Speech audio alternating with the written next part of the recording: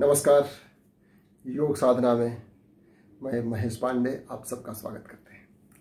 आज हम चर्चा करेंगे अर्थराइटिस के विषय में। अर्थराइटिस जिसे हिंदी में गठिया कहते हैं। गठिया मतलब गांठ बन जाना और गांठ पर ही बीमारी होना, ये दो अर्थों में इसको हिंदी में हम बोलते हैं और हिंदी में हम समझे तो थोड़ा अच्छी तौर से समझ पाएंगे।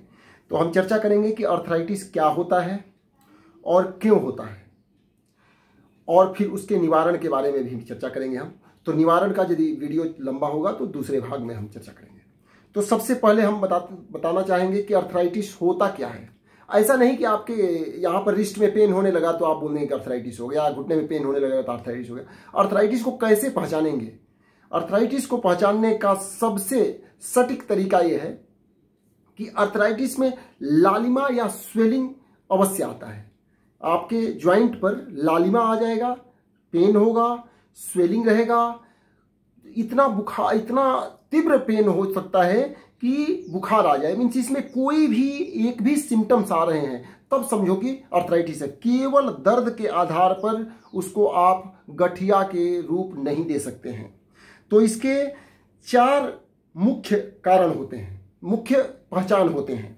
जोड़ के दर्द में लालिमा भी हो, जोड़ के दर्द में सूजन हो, दर्द इतना तीव्र हो कि बुखार भी हो जाए, और जोड़ में दर्द के साथ साथ अकड़न आने लगे, मीन्स घूमने में दिक्कत होने लगे, तो वो अर्थराइटिस, उसको आप मान सकते हैं कि अर्थराइटिस एक अर्थराइटिस का रूप ले रहा है।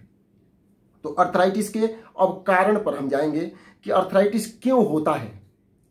अर्थराइटिस एक ऐसा बीमारी है जब एलोपैथी का जब काम करना बंद कर देता है।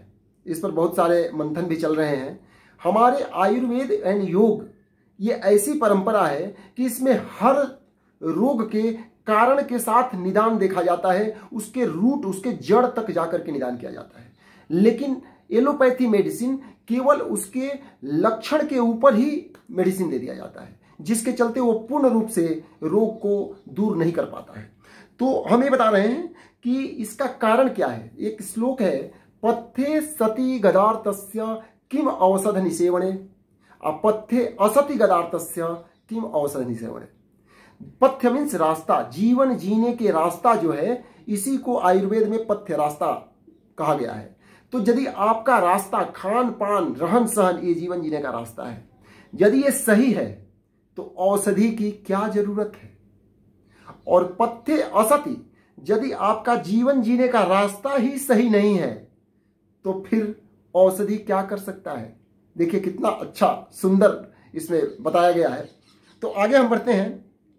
सबसे पहले चीज हम बताना चाहेंगे कि जब जिस भी व्याधि में इंग्लिश मेडिसिन काम करना बंद कर देता है, मीन्स एलोपैथी को पता चलता है कि अब ये हमसे ठीक नहीं होगा, तो बोलता है कि योग करो, साधना करो, प्राणायाम करो। अरे जब सब कुछ काम नहीं कर रहा है तब योग साधना करो, सब कुछ काम कर रहा है तभी योग साधना करो, ताकि वैसी स्थिति नौबत आएगी ही नहीं। तो सबसे मुख्य कारण अर्थराइटिस का क्या है? एलोपैथी मेडिसिन का अधिक उपयोग, इसमें कोई दो मत नहीं है।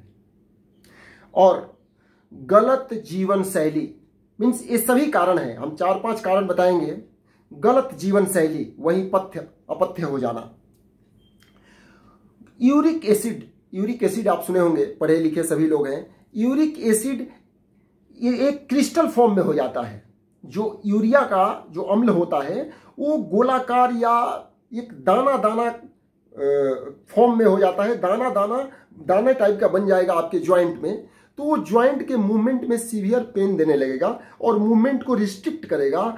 इसी को गठिया बोलते हैं। तो यूरिक एसिड का क्रिस्टलाइजेशन फॉर्मेशन होने लगता है ज्वाइंट के ऊपर। और ये क्यों होता है? इसके भी कारण है कि हमारे गुर्दे सही ढंग से काम नहीं करते हैं। किडनी अपने फंक्शन करने में अक्षम हो जाती है, सुचारू रूप से कार्य नहीं करता है। हो सकता है कि आपका सब कुछ ठीक लग रहा हो, लेकिन किडनी में कुछ न कुछ खराबी आ रहा है, तभी अर्थराइटिस हो रहा है। और अगला, पाचन तंत्र में अनियमितता। पाचन तंत्र में अनियमितता है तो किसी प्रकार से टॉक्सिन्स आपके ज्वाइंट के ऊपर जम सकते हैं, और वो टॉक्सिन्स जो जमेंगे वो अर्थराइटिस के रूप ले सकते हैं। मद्यपान का सेवन, यदि आप मद्यपान सेवन करते हैं, मांसाहार करते हैं, तो वो भी अर्थराइटिस का एक कारण बन सकता है। तो सबसे पहले हमें बताना चाहेंगे कि खान पान की अनियमितता को दूर करें, खान पान सही तरीका से लें। ये नहीं, कुछ लोग ये भी बोलते हैं कि हम तो मद्यपान सेवन करते नहीं हैं, फिर भी मेरे को अर्थराइटिस क्यों हो गया। मद्यपान सेवन जो करते हैं उसमें विषाक्त पदार्थ हमारे पाचन शक्ति को, पाचन तंत्र के पास इतना क्षमता नहीं है कि मद्यपान को सुचारू रूप से डाइजेस्ट कर पाए, तो वो विषाक्त पदार्थ हमारे शरीर में जमा हो जाता है। यदि खान पान ही हम इतने अनियमित रूप से करें जो हमारे पाचन तंत्र सुचारू रूप से उसको डाइजेस्ट न कर पाए, पाचन न कर पाए, तब क्या होता है, वो भी उतना ही हानि करता है जितना मद्यपान हानि करता है। तो इसलिए ये ना सोचे कि हम मद्यपान नहीं कर रहे हैं तो हम तो बिल्कुल स्वस्थ रहना चाहिए। नहीं, आप खान पान भी यदि सही नहीं कर रहे हैं तो उतना ही हानि करेगा जितना मद्यपान हानि करता है। तो कोई भी एक कार्य आप इसमें से कर रहे हैं, जो हम 4-5 चीज बताए, आप कहोगे कि नहीं हम तो कोई ऐसी गलत आदत हमारे खान पान में नहीं है। हो सकता है आप इंग्लिश मेडिसिन ज्यादा लेते हो।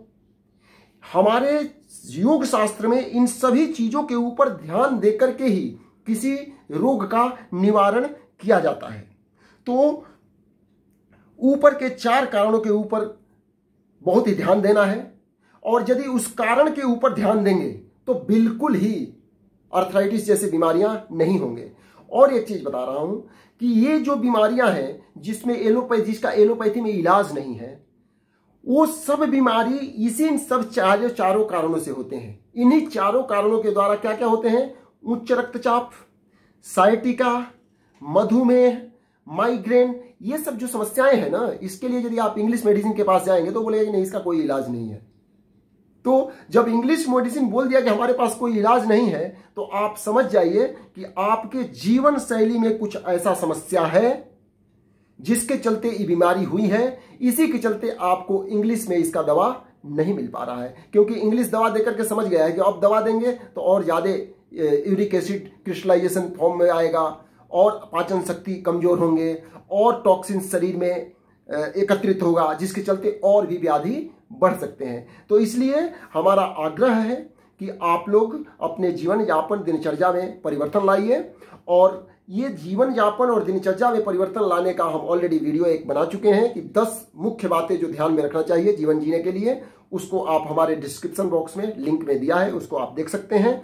और हम अगले वीडियो में अब बताएंगे कि इसका निवारण क्या है। अब हम सभी कारणों के ऊपर निवारण में जाएंगे। आयुर्वेद में क्या क्या, जैसे पारिजात, मेथी का सेवन, गिलोय का सेवन कैसे करेंगे, इसके बारे में भी हम अगले वीडियो में चर्चा करेंगे। एक वीडियो को हम ज्यादा लंबा नहीं करेंगे ताकि आप 2 पार्ट में देख सकें।